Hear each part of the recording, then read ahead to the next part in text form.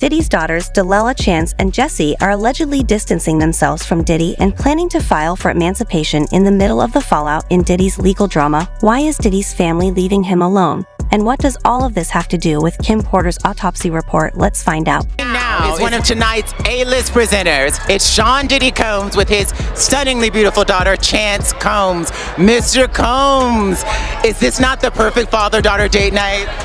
I'm speechless. I am speechless. Baby, you look so beautiful. So beautiful. She's a future actress. Her name is Chance Combs. Chance, you tell her. Yes, I'm an aspiring actress, and it's my first time at the Oscars, so I'm really excited to be here. Yeah. Diddy's daughters have always stood by his side, but unlike his sons, they never really stepped into the spotlight despite wanting to be stars themselves. According to reports, this was because Diddy was allegedly stopping them ever since Kim Porter's death in 2018 due to an alleged case of pneumonia. Diddy's daughters have been trying to leave Diddy. Keep in mind that Kim's death is thought by many to be an alleged murder that involved Diddy, and soon after her death, a leaked memoir even came out that proved this. These allegations put a huge strain on Diddy's relationship with his daughters, who had seen firsthand how Diddy treated their. November 15th, 2018 at 13:05 hours, Officer Villanova from LAPD North Hollywood Division called Case Sloan at the LA County Department of Medical Examiner Coroner to report this apparent natural death. It was reported that the decedent was found unresponsive bed by family members. That's how it's written. 911 was dialed and death was determined at the scene. There was no known medical history other than recent cold flu-like symptoms for the past few days. An in-house physician prescribed antibiotics and IV fluids. There was no known history of drugs or alcohol use. PMD Michael Fardam. And then up here it says Farzam. So I don't know if that's her doctor that came to her home. I'm not sure. I was assigned this field call by Lieutenant Smith on the 15th of November 2018 at approximately 13:16 hours. I arrived on scene at approximately 14:10 hours and departed from the scene at approximately 16:33 hours. Foul play is not suspected right after it became clear that Diddy wasn't going to get out of jail after his bail got repeatedly denied. Diddy's daughters stopped visiting him altogether during Diddy's most recent bail hearing. Only his sons Justin and Christian Combs came to see him. The rest of his family has stopped talking to him, and according to prosecutors, the videos of his family wishing him happy birthday were scripted to bring Diddy support and sympathy. Sing happy birthday to Daddy.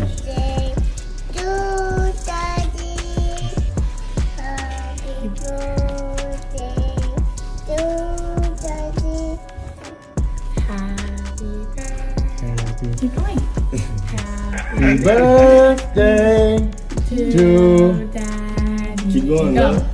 Happy birthday to Daddy. Yay!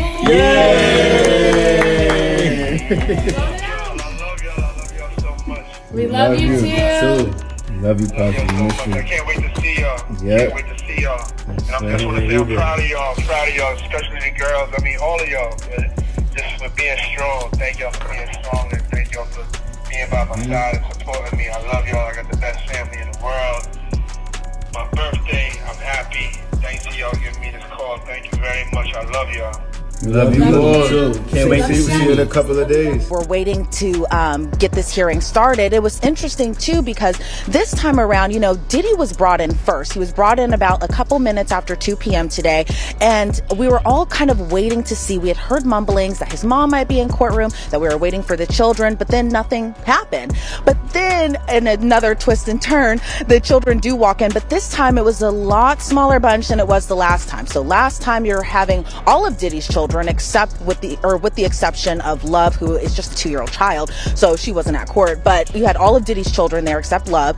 But this time around, you just had Justin Combs and Christian Combs, meaning that there was no Quincy there today. Delilah and Jessie weren't there. Chance wasn't there, and the caretakers of his younger children who aren't of age just yet, they were not present inside the courtroom as well today. But his mom also wasn't in court today. So when Diddy came inside, it was still that standard issued MDC jumpsuit. He's wearing khaki.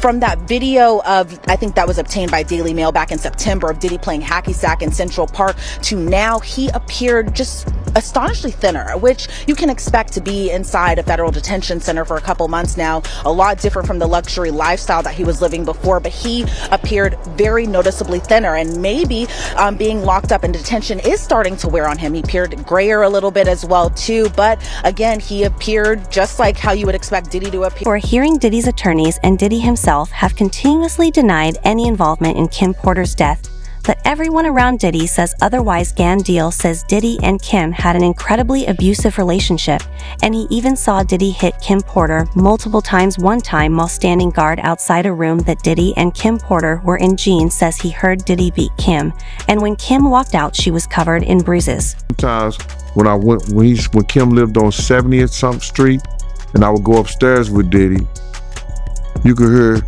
the shit in the hallway. And I would just shake my head when he come out or whatever, and Kim would be in the house.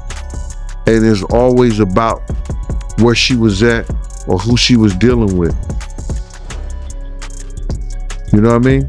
So I'm not gonna see you physically put your hands on nobody. I don't give a shit who you are, or well, I'm not gonna see you physically put your hands on her. You understand? That's not gonna be me. You know, first of all, I can't. Crazy, man. So you could hear Diddy putting hands on Kim Porter. Well, see, he always do it, like I told you, he be doing that. He'll start off, he'll have something on his mind, and he'll like that play fight with them. You understand? And he'll be hurting them when they to the point where they'll be like, yo, stop. You know what I'm saying? But you know, they got the room is locked. You don't hear none of that. And then, you know, Kim would walk out in her white robe, and you could see it in her face. But what are you gonna do? That smothering her with the pillows and all that, like he playing with her. I know she was tired. Yeah, he also told Rolling Stone that Diddy, he's a jealous person that don't know what love is. He knows that, bruh. Kim couldn't have nobody, bruh. Kim couldn't have nobody. You understand what I'm saying, bruh? Diddy could do whatever, Puff could do whatever he wanted to do, Brother Love could do whoever he wanted to be. If Kim ever tried to get with somebody, Puff would interfere with them or with her trying to be with them. He wasn't letting that happen unless he was bringing them to the picture. That's what he used Kim for, bro. He wanted to make a deal with somebody. He'll get another girl and a guy that he's trying to make a deal with, and him and Kim, they all party together, man. He used Kim for that shit, bro. Wow, so he used Kim for that? Yeah, bro. Yeah. You don't do that to somebody you're supposed to love, man. Do you remember any situation where he used her for that? I know a couple situations, but I know the people so well, man, and so good, and they some good people in Atlanta that had major groups. Diddy says he loved Kim Porter and he would never hurt her if he really loved her that much. Why was he beating her every chance he got? Diddy said the same things about Cassie and swore that Cassie was lying about the abuse until his video with her went viral. Was Diddy beating Kim just like he was beating Cassie? But you know, honestly, anybody that's lost a mother, lost a soulmate, it takes time. It takes time. You know, I don't, you know, they say time heals all wounds. When it comes to your mother or mothers, I don't think that's the case. You know, I mean, I think we have the strongest beings. Like, if it comes to like a category of who's the strongest being on the face of the earth, it would have to be black mothers. I don't think anybody can ever understand how hard it is to be. The conditions surrounding Kim Porter's death are extremely suspicious, and apart from the fact that there is literally a book that Kim wrote where she said that Diddy might come after her, Kim Porter's casket was allegedly ordered a week before she actually died. Kim Porter was completely healthy less than 7 days before she died, and she actually had a complete medical check according to her autopsy report. How does someone who is completely healthy develop and die from pneumonia in less than a week? She had access to the best doctors in the world, but she never even bothered going to the hospital. Something doesn't make sense. How is it that there was no electronic products or gadgets around Kim's bed? Her laptop missing, her cell phone's missing. Everything is missing that she could get in touch with her little girls if they not at home, or her friends or family. All that's missing. How is it that, and this is her say, that the detectives did not even view the body in the bed where she died at? That the coroner them had already removed her, pronounced her dead, and told the detectives them that it was no foul play. And if that is true, as I've heard it, and we read certain things on the internet about it, that case need to be reopened. We know that Kim, and it's in the this is in the documentation. Shout out the paperwork. At the paperwork part, I gotta shout him out, man, because he looked in the paperwork and it said Kim received a massage for about an hour when she's supposed to have full-blown pneumonia. Who gives somebody a massage when they got pneumonia? Now, do you think that Diddy kidnapped her? Absolutely. Why? Because of all the videotapes, because of the book, because of all the people she gave copies of her book to, or at least chapters, because of everything that she had on him, because of the tape that she used to blackmail him into a relationship and into a raise of him being sodomized by Andre Harrell.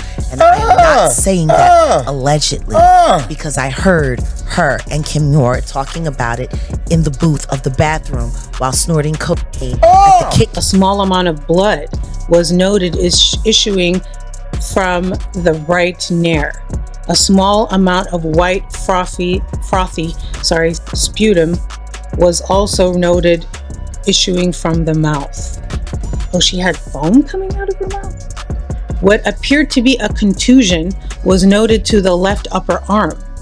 Multiple small red dots and what appeared to be a small contusion was noted to the right upper arm.